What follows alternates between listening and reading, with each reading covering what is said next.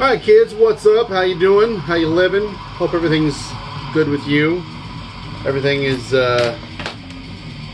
whatever with me. This is the other half of the collection update. The compact discs. I hope you enjoyed the first half of vinyl. I don't really have any house cleaning or kitchen work to do. Dishes are done. Let's get into some metal. Might even want to turn it up a little bit. Feeling a little hellish over here, huh? What we're listening to in the background is the debut masterpiece from Hate Eternal. I feel like I rep this album quite a bit because I love it, but also because this band's debut is, to my recollection, quite a bit different from the rest of their discography, which is otherwise pretty fucking boring, cookie cutter crap.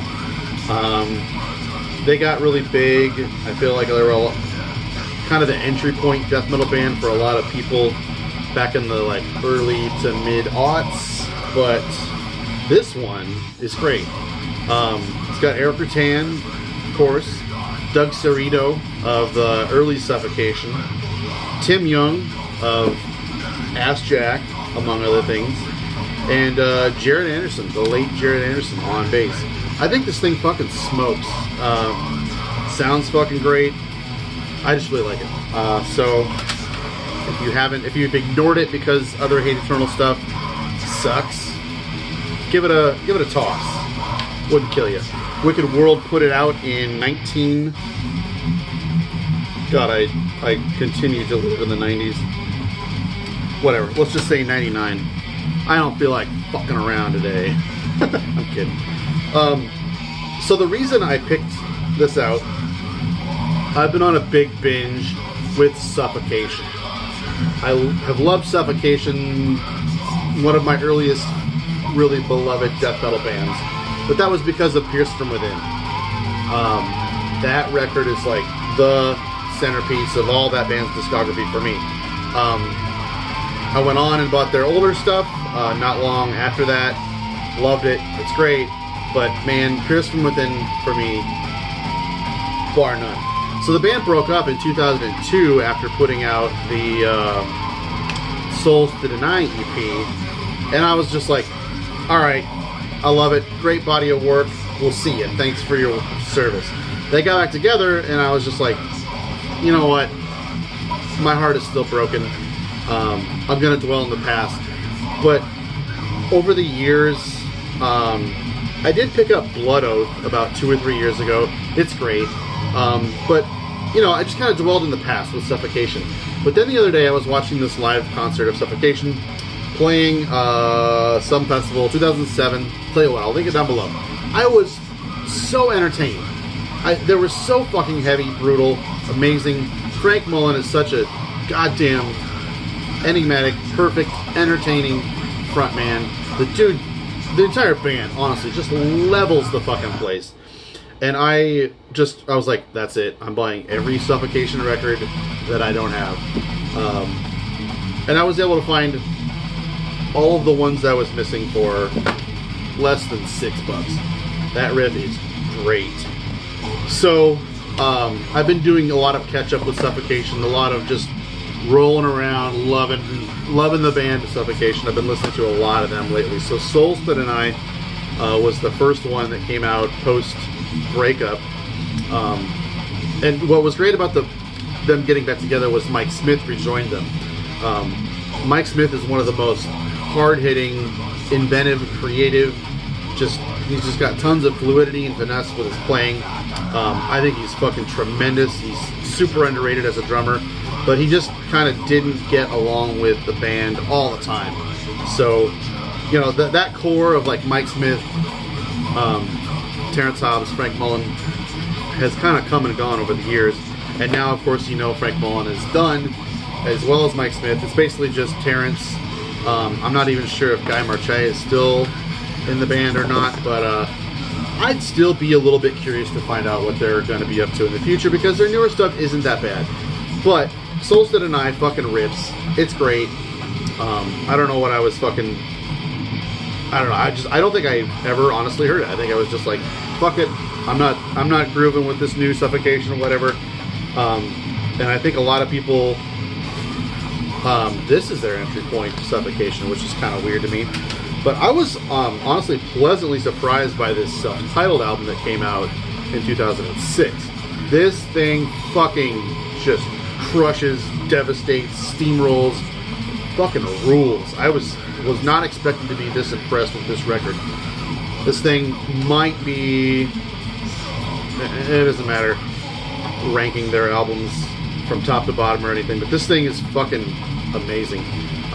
Even a bad Suffocation album, I'm going to go out on a limb and say, is a lot better than a shit ton throng of fucking stupid, brutal, rapey, brutal deathcore bands. They invented a style that unfortunately got really, really fucking tired. But Suffocation, I don't think sound tired. I will say that after that one, Frank Mullen's voice really started to get like noticeably worn. And so the next one they did was Pinnacle of Bedlam. I'm sure a lot of you are aware of this one. So this one doesn't have Mike Smith. It's actually got what's his name? Dave Colross on drums, who played on some of their earlier stuff when they first broke up. And this is killer. Got nothing bad to say about it. This version was really cheap, and it came with a DVD. I thought it was a DVD that was going to be another live show, so I was stoked to check it out. But it's actually the making of the album. Now, there's some boring stuff where, like, I'm not that invested in this band to care about a lot of that stuff, but there are some really, really endearing moments with Frank Mullen going on here where he's recording vocals and he's complaining about how the lyrics are like way too wordy and verbose and terrible to sing rhythmically, and he's like, why can't we just say kill, blood, death? It's fucking hilarious. And then we've got Up the Dark Light, new drummer. It really feels like a new era for the band, although it is the last of the albums with Frank on them. And it's great. It just sounds a lot more slick. The new drummer kind of adds, I think, a little bit more of a new, more polished intricacy to the rhythm section. And that was kind of interesting to hear. So, quick rundown on a couple of Suffo albums, and I'm all caught up. I've got a fucking fistful of Suffocation CDs now. So, getting out of that, we've got a ton of others, just rando stuff from all over the place. Golden Dawn, The Art of Dreaming. So in my last From the Vaults, maybe it was 2 From the Vaults ago, I was talking about this band's second album, Masquerade, and how I liked it. Somebody commented and said I should get a copy of this. I found it for cheap, and I love it. It is really, really good. Don't judge this album on anything you're seeing here, because fuck, this is some of the worst packaging in my entire collection. I don't know why you would fucking do that. I feel like I say that in every video. Like, but this is great, riffy, symphonic, Austrian kind of stuff. This guy is kind of like a savant, multi-instrumentalist, studio engineer. He's recorded a shit ton of Austrian vampiric sort of black metal bands, and to my knowledge, a lot of that sounds quite a bit like this. It's really, really intricate and unique and has a lot of embellished instrumentation going on. He's kind of like insanely talented on like orchestrating and arranging all this stuff, but at the very depth of it is some really, really vicious black metal going on. So I really appreciate the recommendation. Was it Tobias Burkhead? I'm not sure who commented that. Maybe that was you. Otherwise, I appreciate the comment letting me know that I should buy that. Next we've got, I don't know how, I am not going to sell this to you guys whatsoever. I'm not going to convince a single one of you to listen to this or buy this. But my buddy Joseph was listening to this the other day, posted on Instagram, and I bought it for $4 fucking. This is Love History with Anasazi. I was on a weird kick of downloading a bunch of rando stuff back about 10 years ago, and I found this, and I really, really liked it. Wound up playing it on our Necrocast podcast. Excuse me. And I hadn't thought about it really ever since. This is a band... Fuck, I'm gonna forget. This is maybe... You know what? It's got their address on here. Let's look at their address. That's it. They're from Czechia, formerly the Czech Republic. And that should inform you about how weird this band really is. They are really progressive, kind of gothic, avant-garde-ish kind of stuff. This came out in the year 2000. It's definitely one of those weirdo, turn-of-the-century kind of albums that got lost in the mix, maybe tried too hard, overstepped its bounds.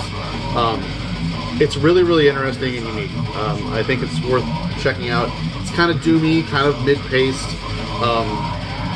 It's kind of similar to a lot of stuff back then that like Nuclear Blast was churning out, a bunch of fucking cheesy gothic kind of stuff, cacophonous kind of stuff. Kind of falls kind of in the line with some of that kind of shit, but at the core of it, beneath the violins and cellos and female vocals and keyboards and whatnot, there's some very, very interesting instrumentation going on, and I've been really enjoying revisiting it. Let's get something fucking fun, party, bigger swilling. This is in Coulter.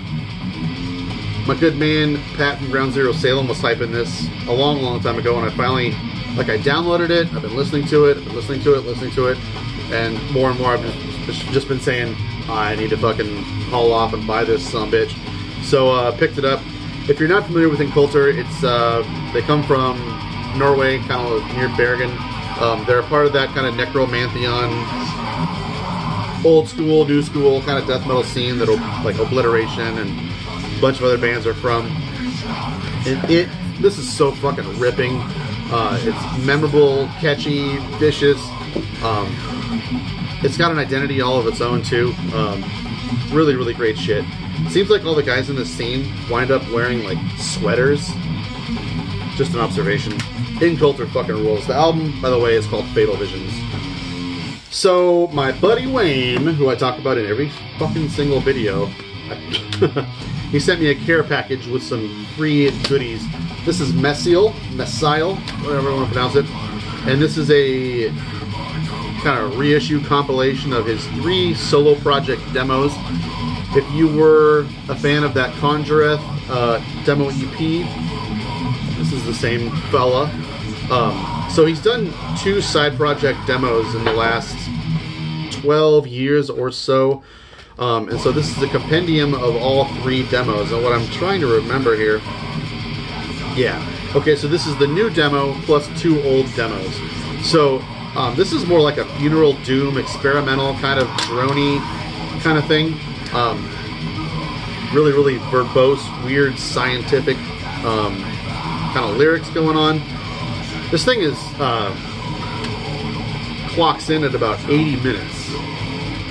I'm going to read this to you. A note about these recordings. All Messial has been and probably always will be done in the most primitive ways.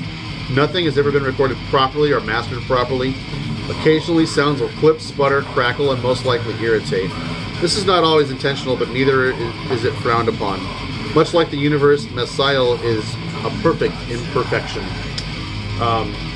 This is good stuff. If you've heard Fungoid Stream, which I love, Fungoid Stream, it is quite similar to this. This also kind of has some spacious sort of atmospheric kind of moments that remind me of the Fungoid Stream side project called Quirt. This is really, really interesting. It's a long fucking drink, and there are times where my interest kind of wanes in it a little bit. So I would make some editorial decisions in cutting the length of some of those more spacious, kind of more mellower moments down. But that was just really my first hot take on it. I haven't listened to a ton of it yet. I'm going to be doing a giveaway sometime whenever I get around to it of that, as well as this Sarcosium Saccular split, and I'll get into this in a second. And I'm also going to give away the Conjureth EP, another copy of that. So stay tuned for that. This is the Saccular Sarcosium split. So if you don't know, this is another side project of Wayne. He fucking comes up with 3 side projects a week now. And Saccular is Justin Stubbs from Father Defiled, clumsily playing death metal on drums and everything else. Surprised, like, I don't know, either I assume the dude has like never stepped on a drum kit, or he's overstating how inexperienced he is behind the kit. Either way, wife and kid went out of town for a weekend and he recorded like some Cannibal Corpse-y sort of death metal on his own. So killer stuff. Sarcosium fits well with this, but it is my preferred of the two. I need to give this more time, so I'm not going to get too in-depth about it more than that. Yeah. Going forward, speaking of Justin Stubbs, Judas Iscariot, An Ancient Starry Sky. I kind of had a hard time keeping up with their discography, this guy's discography. He's got a ton of releases, and then there's this like unauthorized, unreleased albums or whatever. But I did some digging around. Finally, on a live stream a couple weeks ago, we were talking about Judas Iscariot, the live album that had a bonus track from this on it. And I thought, wow, that live album had a studio bonus track on it? That's interesting. I'd like to hear that. Turns out that's from this. So this was recorded in '98, but it wasn't released until, fuck if I know, maybe 5 or 10 years ago. But I will say, while I enjoy a lot of Judas Iscariot's riffing on a lot of his albums, the albums that I am able to stomach are fewer than that. His drumming on maybe most, if not all, of his albums is really, really hard to take. And I want to love Judas Iscariot as much as other people are, but the sloppiness that's going on, like, I wish I had a higher tolerance for sloppy drumming and timing and solo projects. This is great stuff, but it just falls apart for me. If the parts aren't like succinct and fairly tightly melded together, I tend to lose interest pretty rapidly, which is my own damn fault. So, yeah, An Ancient Starry Sky, Judas Iscariot. I really was happy with when he hired Dwayne Timlin to play on those faster albums. That was my favorite fucking Judas Iscariot stuff. Just another finishing out discography, Au Noir's latest Au Noir. This is, again, some of the most god-awful, boring packaging I've ever seen. What is even that? I drew that on a napkin one time when I was thinking about vampires. It's an alright band photo, but man, these guys are great. This record is fantastic. It deserves some accompanying, enjoyable artwork to go with it. This is fucking awesome. Like I've said in a couple of other Au Noir videos, I kind of struggle with some of Apollyon's drumming. Of course, I sorely miss Black Thrash Attack era and Deep Tracks of Hell, because that's when Carl Michael was playing drums on some of their stuff. And then there was the era where Dirge Rep from Gehenna played on some of their stuff. That was alright. But Apollyon tends to kind of play this like D-beat crust kind of beat on the drums, and it just, over a while, I just get really sick of it. But that is less of a problem on this record than some of the other ones in the past. I really, really dig this. Some of the riffing on it is fucking great. It sounds a lot like modern Voivod kind of stuff. A lot more to get through here. Cauldron Black Ram has a new one out on 20 bucks spin. I wish more people were aware of how awesome these guys were. Aussie kind of Black Death. Their songs are about a kind of a very specific kind of ancient lore. They get into some kind of like piratey kind of stories. They have this certain kind of language about them, and the way that the things they write songs about is something kind of unique, and the way that they write about these themes and these times is different than a lot of other bands do. And to sell that time period and that, like, I can't really put my finger on exactly what it is with this shit going on and me shooting a video, of course, and being a jackass. But it sounds like that. It sounds like pirating, Viking raids kind of stuff in a way that no other band has ever really sold that to me. It's very, very like tumultuous and kind of mid-paced, but sometimes it's really brutal. It's kind of hard to swallow. And it's great, like challenging, fucking intense, riffy kind of stuff. It really makes you want to bang your head and punch your fist through walls if you're into that kind of thing. Let's see, ton of other stuff that's cool here. I've been listening to the hell out of this Chemical Breath. This is Fatal Exposure. Vic Records fucking does awesome work reissuing classic stuff that didn't get its light of day. These guys were from the Netherlands, if I'm not mistaken. I always fuck that up. But this is good stuff. It was originally released in, is it 93? I'm gonna go ahead and say 93, and if I'm wrong, that's it. I'm done. I'm quitting YouTube. Swear to God. But Vic Records reissued this in 2018. You should be able to pick it up pretty easily. But this is awesome. I know a lot of this stuff, this reissue stuff, these demo compilations, these old school death metal bands, to some people can seem a little dime a dozen, can seem a little tired. A lot of you guys I know just aren't interested in that kind of stuff. But for me, this has been my bread and butter the last few years, and this is really, really impressive to me. So highly recommend that. It sounds kind of like Sinister sometimes Cannibal Corpse. Sometimes it kind of sounds a little bit more like late era thrash, proto death metal kind of stuff. Right on the tipping point there where they were playing some more loosey-goosey kind of thrash stuff, but adding some more death metal, hyper blasty kind of instrumentation. It's got a lot of variety to it, lots to dig into. Four more. I don't know where this came from. I don't know how this fell into my lap, but I downloaded it, I threw it in the car on my USB stick, and I played it a lot, and I wound up deciding, you know, why don't I get a copy of that? This is Eviscerate. I want to say maybe Pat from Ground Zero Salem played this in one of his videos. The only reason is because I think you would like this, and also because these guys are from Massachusetts. This came out, I'll be fucking damned. I need to start writing notes. Would you guys appreciate it if I wrote notes to read off of, or if I just kept on doing my dumb shit where I go, oh, whatever, I'm gonna say 2001.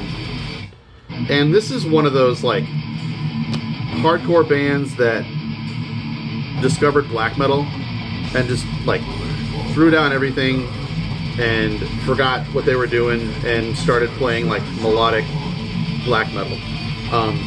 So it kind of sounds like an American deathcore, metalcore kind of band trying something new. I've never seen a band do this. It has that die cut kind of thing. Anyways, the songs are really, really good. It's memorable riffing. It's kind of melodic. It's super, super fast. Kind of an interesting kind of relic. Goodwill, $1. Ordered it on Discogs, I think. Let's see. Also got the new horn, Mongang. I really like this. Horn can do no wrong, honestly, so that's kind of not fair at all. I feel like most people, when they get into horn, they're like, alright, I'm all in. Lots of like triumphant, melodic kind of violin going on. I noticed something interesting about this album, and it reminds me a lot of Otig, which is one of my absolute favorite bands. Great artwork. Yeah, I'm dragging this way too far. My buddy Dave sent me this Sarkrista, Summoners of the Serpent's Wrath. We were just kind of chatting about this band for a minute. Turns out he had 2 copies of this and he threw it in the mail for me. Really, really dig it. Slick, nasty, monochromatic kind of black metal. I want to say they're from Germany. Purity Through Fire put this out. I believe there's a new one coming out from these guys, 2016, so it's not too old, but it's kind of run-of-the-mill. It's not super interesting, but it's solid, well-written stuff. And last but not fucking least, Omen, Battle Cry. I've been listening to this record on my phone over and over and over and over and over again. If I can't think of what to listen to, I usually wind up listening to Battle Cry. And like I said a couple of videos ago when I was talking about Warning of Danger, this band just did it for me very recently like they never have before. Really, really struck a chord. And I decided to get all the stuff that J.D. Powell sang on. So this is some of the best traditional heavy metal you're ever going to hear. And yeah, that's that. I'm sure you guys know Omen. If you're at all a fan of early speed metal, early power metal, traditional heavy metal, and you're not into Omen, I don't know, rethink a lot of things. Great, great shit. So, that's a long-ass video. We'll see you next time.